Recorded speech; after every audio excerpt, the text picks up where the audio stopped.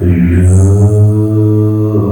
أيها الذين آمنوا كتب عليكم الصيام كما كتب على الذين من قبلكم لعلكم تتقون. پچھلے جمعہ شریف کے اوپر میں نے ایک واقعہ سنایا تھا آپ کو. حضرت حذیفہ رضی اللہ تعالی عنہ کہ رمضان المبارک میں تو خیرات کرنا، صدقہ کرنا، زکوٰۃ دینا، کسی کا روزہ کھلوانا، وہ تو ثواب میں بھی آپ کے سامنے بیان کرتا ہوں انشاءاللہ. مگر رمضان سے ہٹ کر بھی حضرت حذیفہ رضی اللہ تعالی عنہ آپ نوزت المجالس میں کہ حضرت حذیفہ فرماتے ہیں کہ جنگ یرموک کے اندر بہت لوگ شہید ہوئے. اس جنگ کے اندر بہت لوگ شہید ہو گئے، تو میرا کزن بھی شہید ہوا، چچا زاد کزن، وہ بھی جنگ یرموک کے اندر شہید ہوا. تو آپ کو یاد آ گیا ہوگا، تو میں دوران جنگ پانی کا ایک پیالہ لے کر اس کو تلاش کر رہا تھا کہ وہ مجھے مل جائے، تو میں دیکھوں کہیں اس کو پانی کی ضرورت تو نہیں ہے. تو جب میں نے اس کو تلاش کر لیا، جب میں نے اس کو ڈھونڈ لیا، تو میں نے دیکھا کہ وہ تو چند سانسوں کا مالک ہے. چند سانس اس کے باقی نہیں، بس چند سانس ہیں اس کے. تو میں نے پانی کا پیالہ آگے کیا، میں نے کہا اے میرے بھائی، کزن جو تھا، چچا کا بیٹا تھا، حضرت حذیفہ رضی اللہ تعالی عنہ، میں نے ان کی بھی مزار پر حاضری دی. حضرت حذیفہ کی غالباً میں اگر بھول نہیں رہا تو ان کا مزار بھی سلمان پاک کے اندر ہے. تو حضرت حذیفہ فرماتے ہیں کہ میں نے اس سے پوچھا کہ اے میرے بھائی، کیا تم پانی پیو گے؟ تو اس نے کہا ہاں پیوں گا پانی. تو کہتے ہیں کہ میں جب اس کو پانی پلانے لگا تو پاس ہی ایک اور زخمی تھا جو جنگ کے اندر زخمی ہو چکا تھا، اس کی آواز آئی آہ، تو پانی. تو میرے کزن نے، چچا زاد بھائی نے مجھے کہا کہ نہیں، مجھے پہلے اس کو پانی پلاؤ. تو میں پیالہ اس کی طرف لے کر گیا تو قریب ہی ایک بندہ اور تھا زخمی، اس کی آواز آئی آہ پانی. تو اس نے دوسرے جس کے پاس میں پیالہ لے کر گیا تھا، اس نے کہا نہیں مجھے نہیں، مجھے پہلے اس کو پانی پلاؤ. میں اس تیسرے کے پاس پانی لے کر چلا گیا. جب میں اس کے پاس پانی لے کر گیا اور اس کو پلانے لگا تو وہ مر چکا تھا، یعنی شہادت کا جام نوش کر چکا تھا. میں واپس اس بندے کے پاس آیا تو وہ بھی مر چکا تھا، وہ بھی شہادت کا جام نوش کر چکا تھا. میں واپس اپنے چچا زاد کزن کے پاس آیا کہ چلو اب اس کو ہی پانی پلا دیتا ہوں. تو اس وقت تک وہ بھی شہید ہو چکا تھا. یعنی آپ یہ دیکھیں ان لوگوں کا ایثار اور جذبہ کہ آپ کے چچا زاد اگر چاہتے وہ کہہ سکتے تھے کہ ہاں پانی مجھے پلا دو.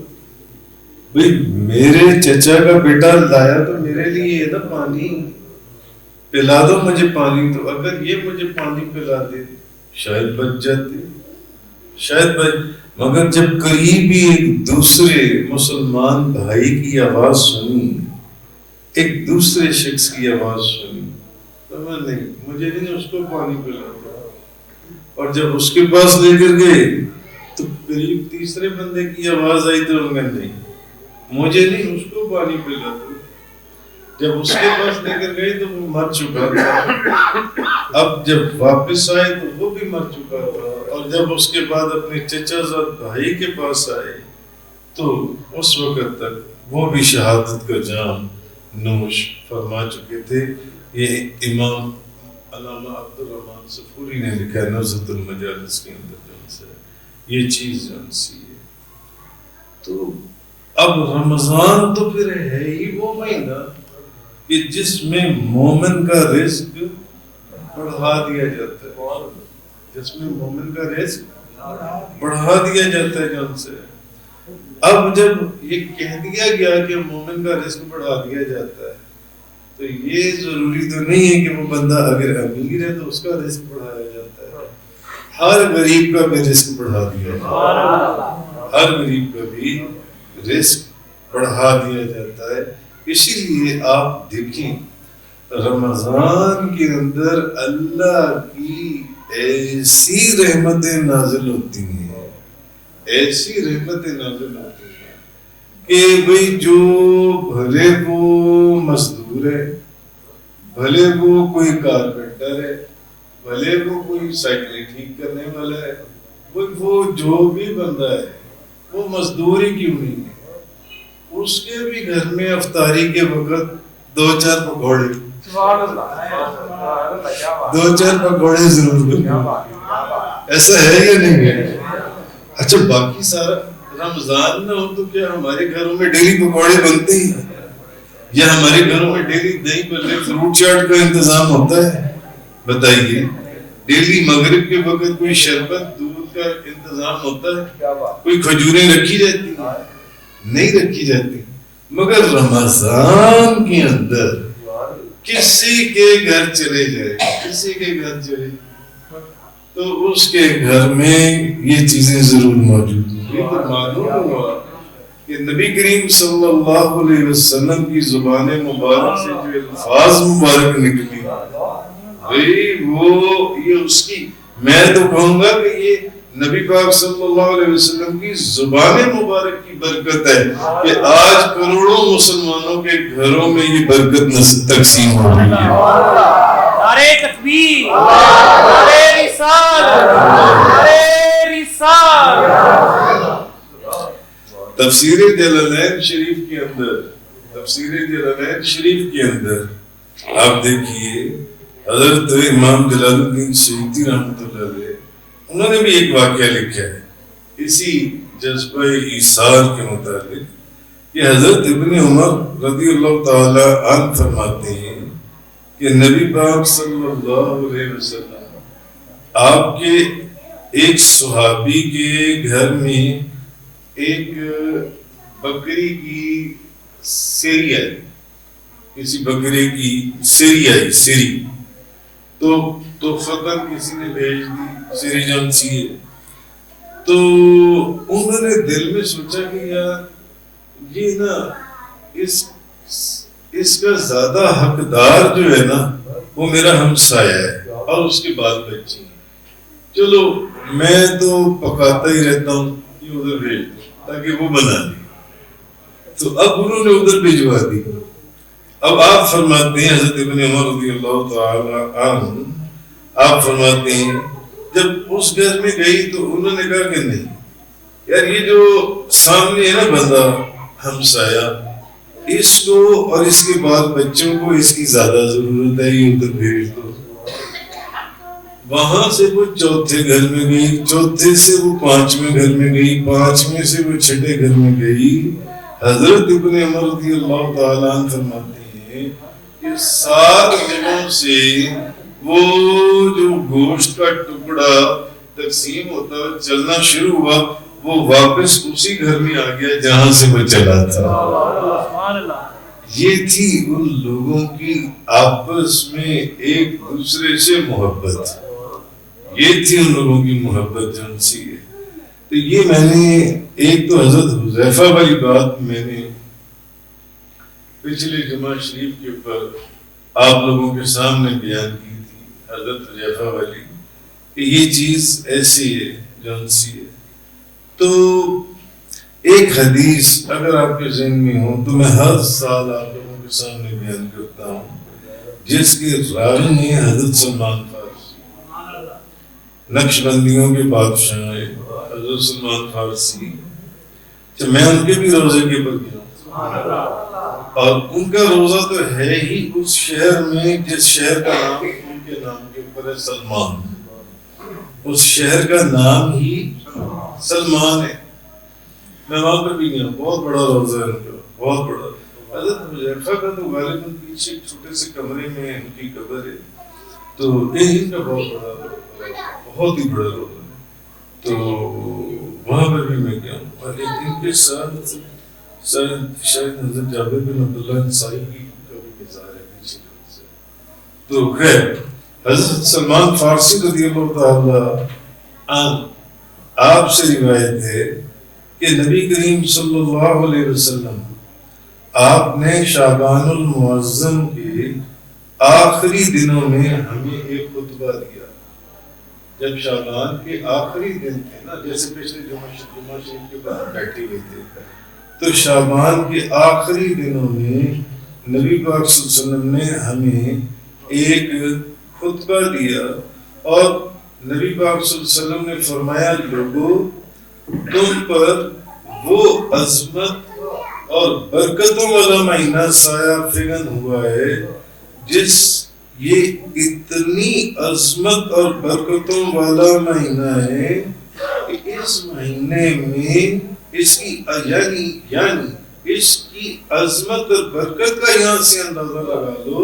حضور نے فرمایا اس مہینے میں صرف ایک رات ایسی ہے جو 1000 مہینے کی عبادت سے بھی بہتر ہے۔ اس کی افضلیت، اس کی برکت اور اس کی عظمت کا یہاں سے اندازہ کرو۔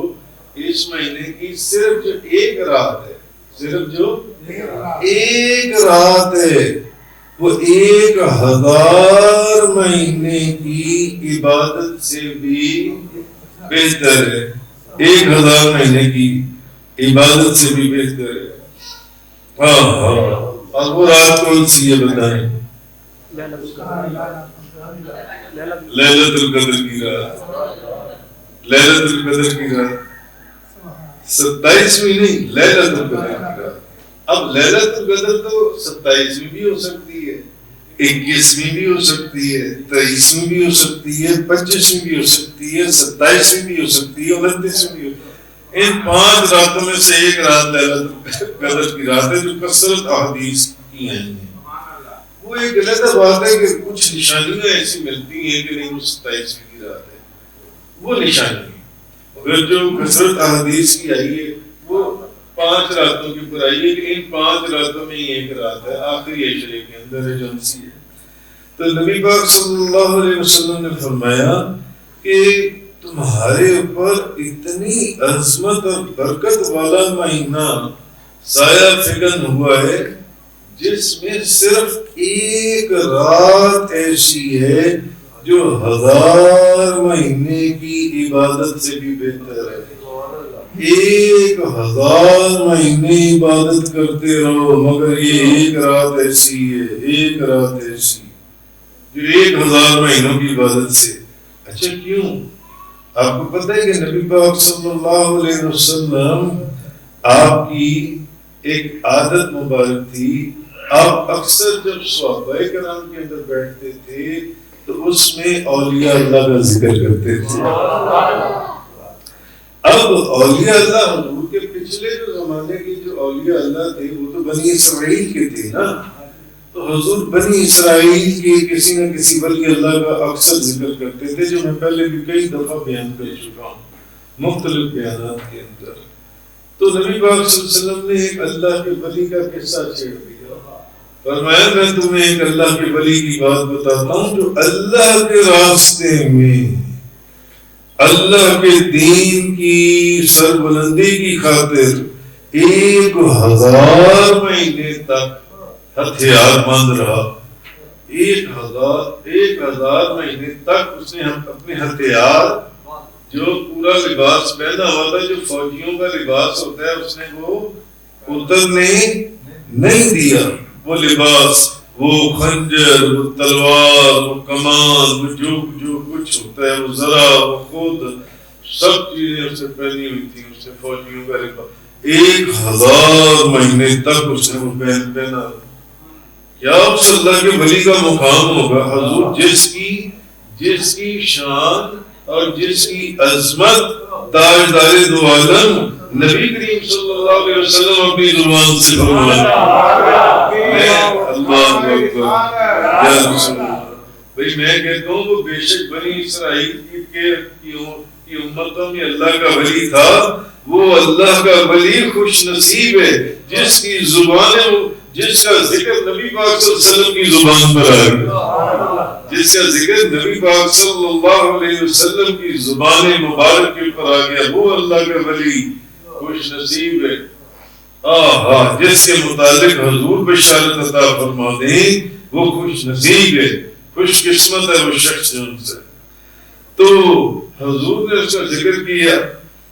تو اب صحابہ کرام نے عرض کیا، صحابہ کرام نے کہا یا رسول اللہ، پہلے زمانے میں تو لوگوں کی عمریں بہت زیادہ ہوتی تھیں، تو اب تو اتنی عمریں ہیں نہیں، تو پھر تو اس وقت یہ آیات کی نازل ہوئی اِنَّا أَنزَلْنَاهُ فِي لَيْلَةِ الْقَدْرِ، کہ ہم نے اس کو لیلۃ القدر کی رات میں نازل کیا. قرآن کی بات ہو رہی ہے. وَمَا أَدْرَاكَ مَا لَيْلَةُ الْقَدْرِ، تجھے کیا پتا کہ لیلۃ القدر کیا ہے؟ لیلۃ القدر خیر من ألف شہر، لیلۃ القدر 1000 مہینے سے بھی بہتر ہے، 1000 مہینے سے معلوم. اچھا ایک بات تو یہ ہمیں سمجھ میں آئی، ایک بات یہ سمجھ میں آئی کہ اللہ والوں کا ذکر، اولیاء اللہ کا ذکر کرنا نبیوں کی بلکہ نبیوں کے سردار کی سنت ہے. اولیاء تو جو لوگ اپنی مجلسوں میں اولیاء اللہ کا ذکر کرتے ہیں، ان کی باتیں کرتے ہیں، وہ نبی پاک صلی اللہ علیہ وسلم کی سنت کو پورا کرتے ہیں. اور دوسری بات یہ کہ جس جگہ کے اوپر اولیاء اللہ کا ذکر ہوگا وہاں پر اللہ کی رحمت نازل ہوگی. اور اس سے بڑی کائنات کے اندر کوئی رحمت ہے ہی نہیں قرآن سے بڑھ کر. بھئی جہاں اس اللہ کے ولی کا ذکر ہوا وہاں پر قرآن نازل ہوا. قرآن ڈائریکٹ اللہ کا کلام نازل ہوا، اللہ کا کلام نازل ہوا. جس جگہ کے اوپر اللہ کے ولی کا ذکر ہوا. اس لیے میرے حضور بابری صاحب فرمایا کرتے تھے، نبیاں دے ولیاں دے در تے مقبول دعاواں ہوندیاں نے، نبیاں دے ولیاں دے در تے مقبول دعاواں ہوندیاں نے، ہر وقت نے جد عشقاں دے پھر معاف خطاواں ہوندیاں نے. اب نبی پاک صلی اللہ علیہ وسلم نے فرمایا کہ لوگوں اس مہینے کی عظمت اور برکت کا یہ داروں یہ حدیث کے الفاظ نہیں ہے، یہ مفہوم عظمت اور برکت کا اندازہ یہ لگا لو کہ جس میں صرف ایک رات ایسی ہے جو 1000 مہینے سے بھی بہتر ہے، 1000 مہینے سے بہتر ہے. اچھا پھر حضور نے فرمایا یہ وہ مہینہ ہے جس کے یعنی دن کے روزے اللہ نے فرض کیے اور اس کی راتوں کا قیام اللہ نے نفل بنایا. اب راتوں کے قیام سے کیا مراد ہے بتائیے؟ نماز تراویح. دن کو روزہ رکھو، رات کو حضور نے نماز تراویح پڑھ کر دکھائی کہ بھی تم نے بعد میں نماز تراویح جون سی ہے وہ پڑھنی ہے جون سے. تو جو شخص اس مہینے میں حدیث میں ہے، جو بندہ اس مہینے میں، یہ بھی اس مہینے کی عظمت ہے، نفلی نیکی کرے گا، نفلی نیکی کرے گا تو وہ ایسے ہے کہ جیسے اس نے کسی دوسرے مہینے میں فرض ادا کیا ہے.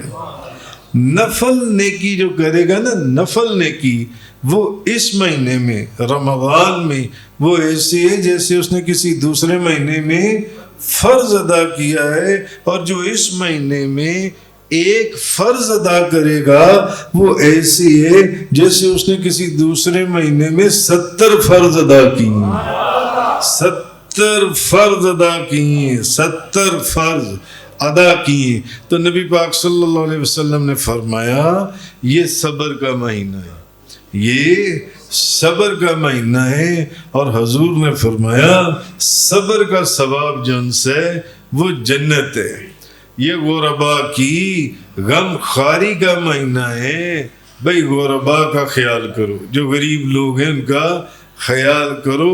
اب حضور نے فرمایا کہ یہ وہ مہینہ ہے جس میں مومن کا رزق بڑھتا ہے، یہ وہ مہینہ ہے جس میں مومن کا رزق بڑھا دیا جاتا ہے، یہ مہینہ۔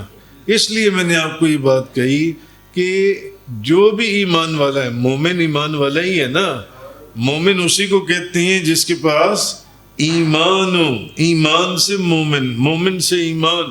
بھائی جس کے پاس ایمان ہے وہی مومن کہلائے گا۔ تو مومن کا رزق رمضان میں بڑھا دیا جاتا ہے، اور میں نے آپ کو یہ بات کہی کہ اس مہینے میں ہر بندے کے گھر میں رزق بڑھ جاتا ہے۔ اور میں نے آپ کو اس کی ایک سادی سی مثال دی ہے، سادی سی مثال کہ بھئی اس مہینے میں بھلے کوئی مزدور ہے بھلے کوئی مزدور ہے، بھلے کوئی سائیکلوں والا ہے، بھلے کوئی کارپینٹر ہے، ہاں محمد علی میری بات سن کے ہنس پڑا، اسی طرح وہ ساجد میری بات سن کر ہنس پڑا، اسی طرح عتیق الرحمن یوسفی میری بات سن کر ہنس پڑا، کہنے کہ بھئی کیوں یہ لوگ کیوں ہنس رہے ہیں؟ یہ ہمیں نہیں ہنس رہے۔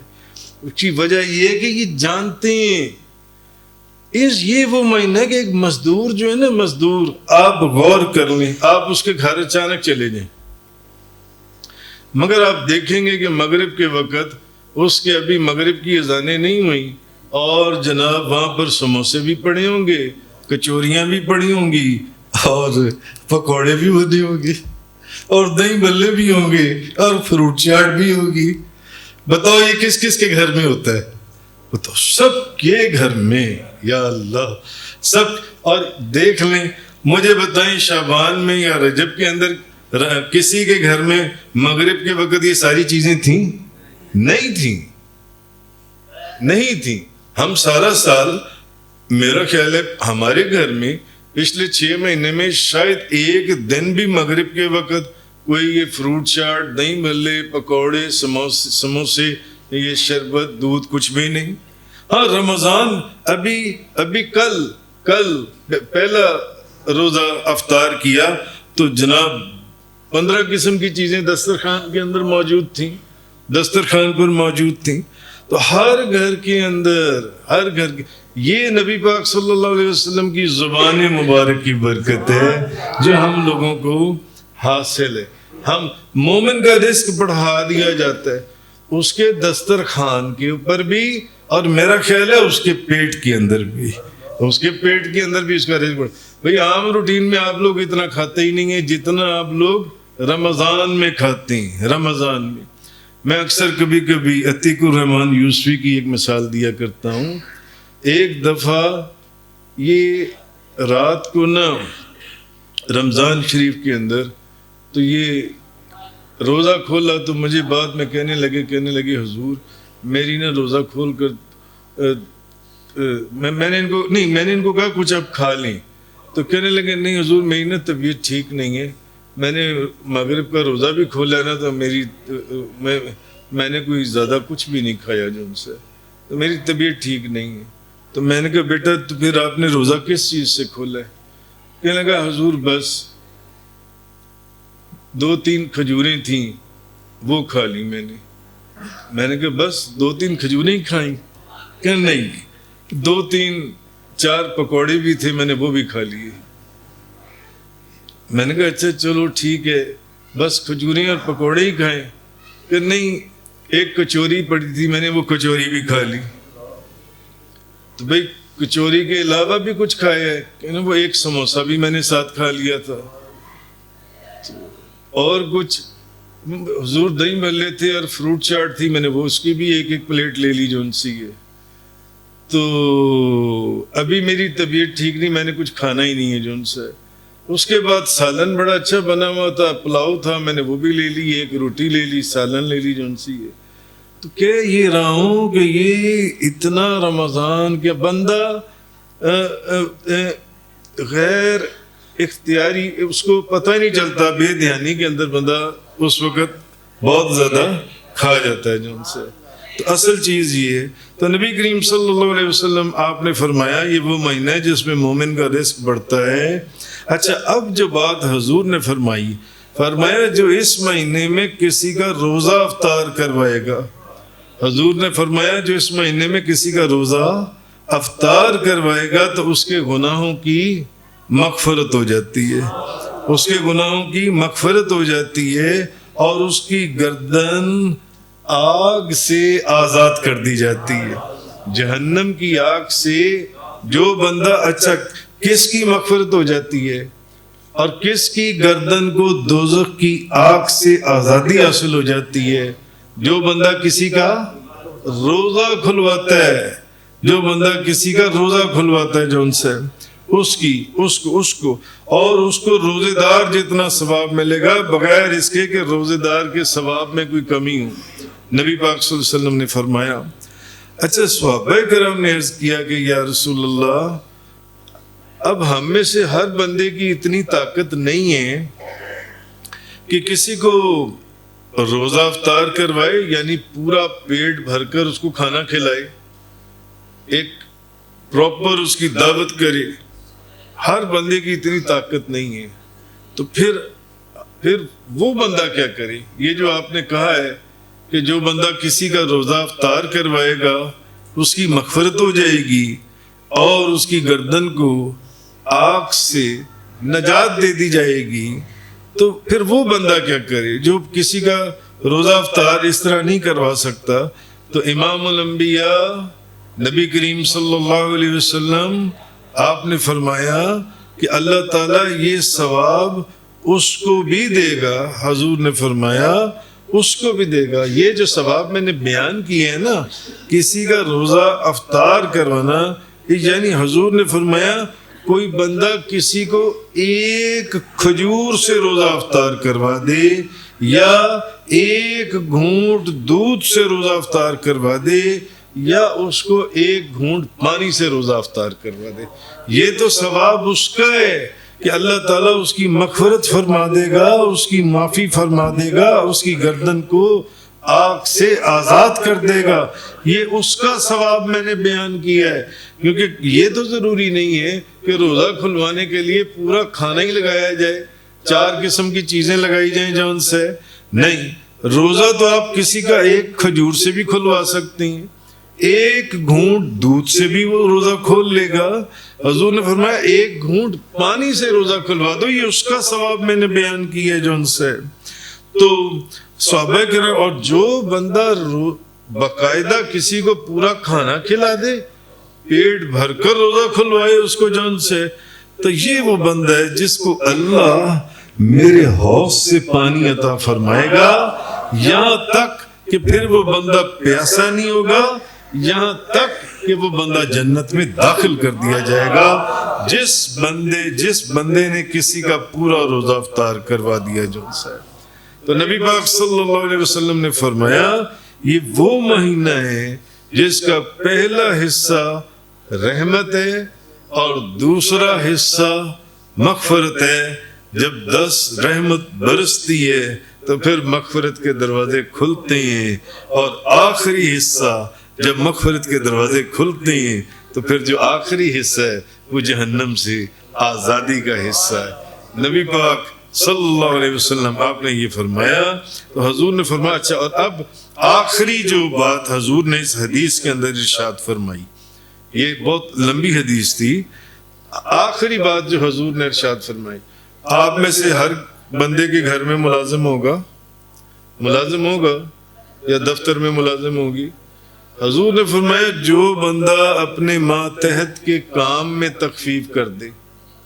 آپ کے گھر میں ایک ملازم ہے، جس کی ڈیوٹی ہے صبح 9 بجے سے لے کے شام 6 بجے تک سپوز، تو حضور نے فرمایا جو بندہ اپنے ماتحت کے کام میں تخفیف کر دے، یعنی وہ رمضان کے اندر اگر وہ صبح 9 بجے آتا ہے تو اس کو اجازت دے دے کہ چلو یار تم 10 بجے آ جاؤ، اگر وہ شام کو 6 بجے چھٹی کرتا ہے تو اس کو اجازت دے دے کہ یار تم 5:30 بجے چھٹی کر جاؤ، 5 بجے چھٹی کر جاؤ. سمجھ رہے ہیں میری بات؟ اس کے کام میں تخفیف کر دے، اس کے کام میں تخفیف کر دے. جون سے نبی پاک صلی اللہ علیہ وسلم نے فرمایا، حضور نے فرمایا، اچھا حضور نے آخری جملہ یہ فرمایا کہ کسی اگر کوئی بندہ آپ کے پاس کام کرتا ہے اور آپ اس کے کام میں تھوڑا سا تخفیف رمضان میں کر دیتے ہو تو یہ بھی وہ بندہ ہے، حضور نے فرمایا، جس کی اللہ مغفرت فرما دے گا اور جس کی گردن کو آگ سے نجات دے دی جائے گی. یہ بھی وہ بندہ ہے. مشکات شریف کی حدیث ہے. وآخر الدعوانا ان الحمدللہ رب العالمین والصلاة والسلام علی رسولہ خیر خلقہ سیدنا محمد وعلی آلہ وصحبہ وازواجہ وعلماء ملتہ واولیاء امتہ وامتہ.